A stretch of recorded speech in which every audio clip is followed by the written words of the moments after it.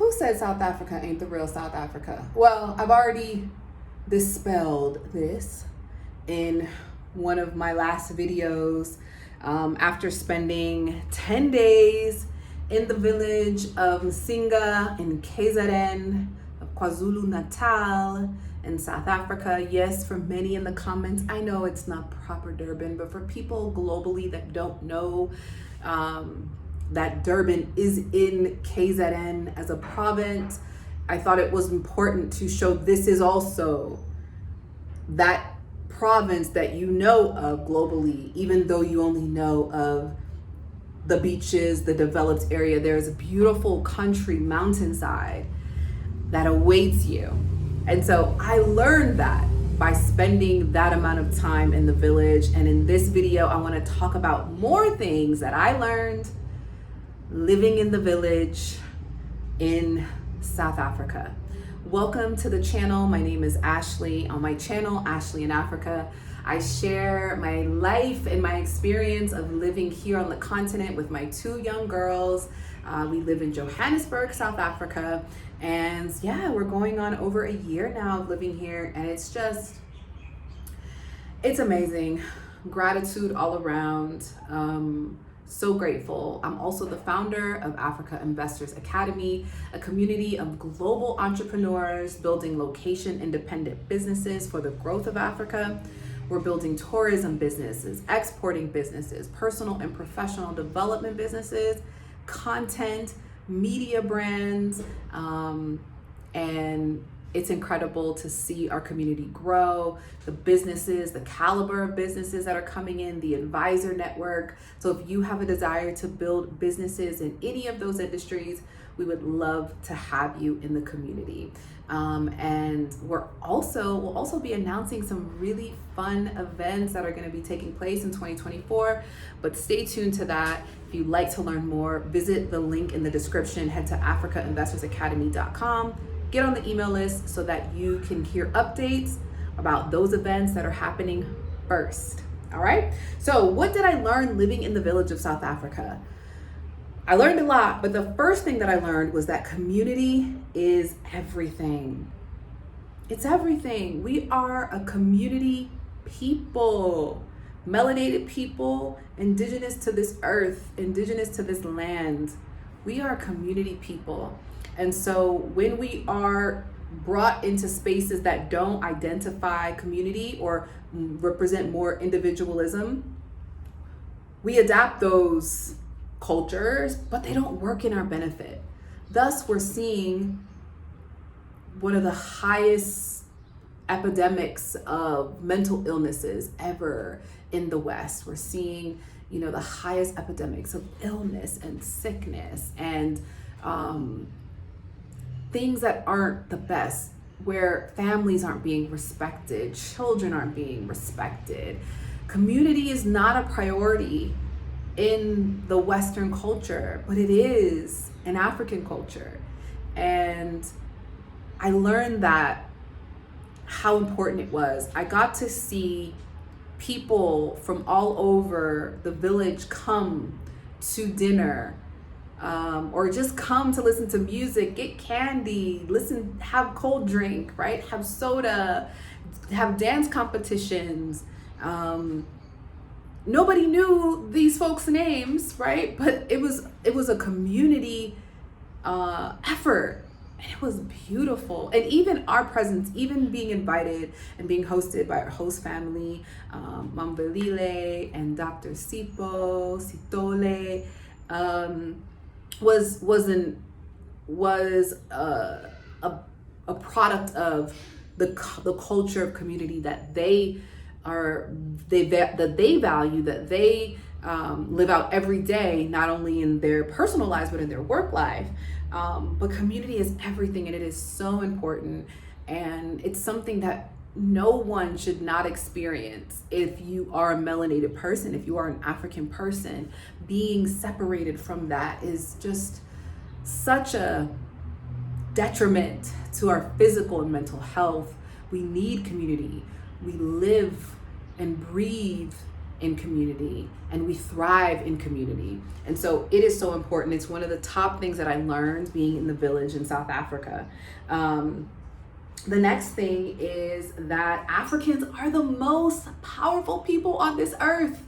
We are the majority of this planet for a reason, and we are the most powerful. It is why we have the most in any racial community of people on this earth. It is why we are entitled to endless abundance, because it is our birthright. This continent is a reflection of the abundance that we were born into, right? So being in the country and in the village, we would call it country in the US, but being in the village, I saw the green, the lusciousness, the livestock.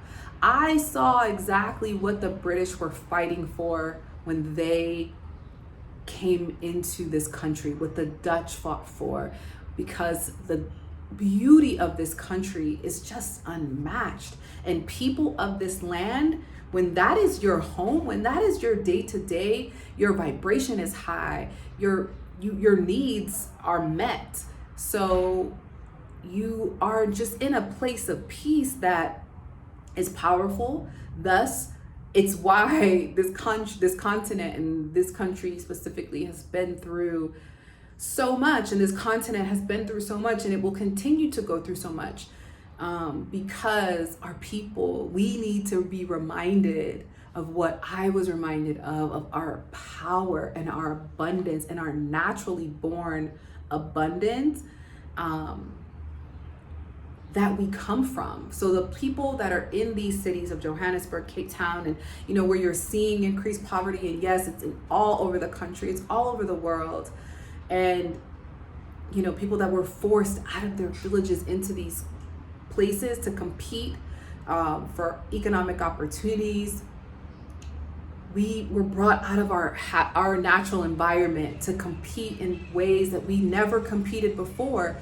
We were traders, we were enterprisers, we were all of the things, self-sustaining, until them folks came in, and did what they did. However, today is a new day. We have the full opportunity to be reminded of our power.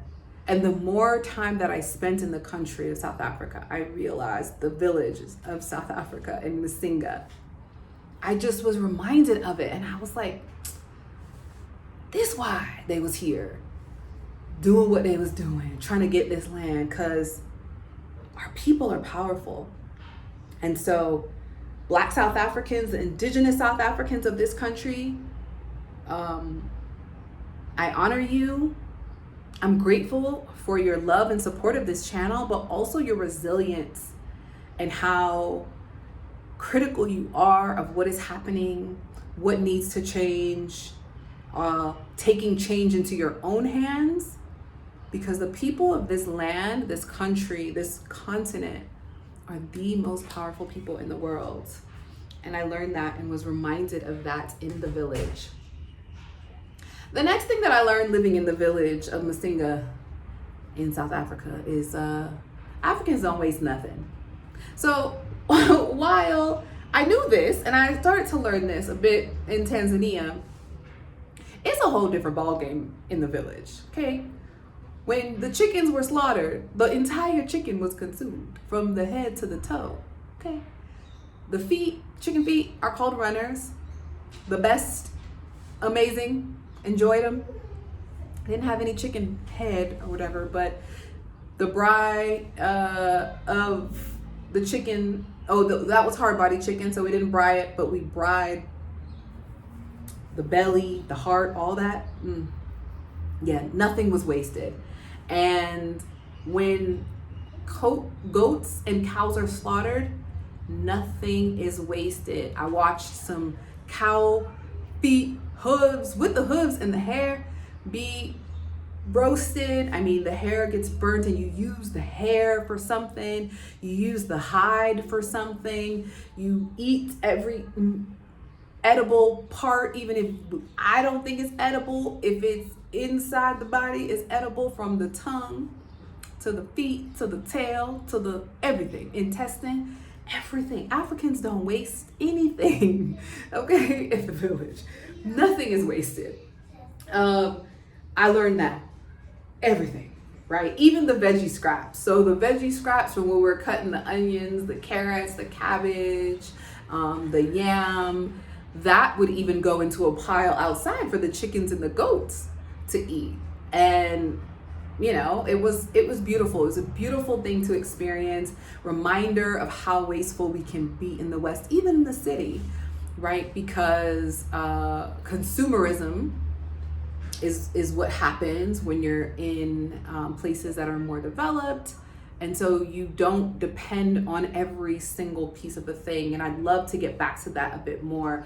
I was a lot more intentional with that when I was in Tanzania, because I was buying fresh produce every 2 to 3 days. And so my waste wasn't zero, but it wasn't as high as I think it's been lately. But Africans, we don't waste anything. And so I learned that living in the village of South Africa, in Masinga of KZN.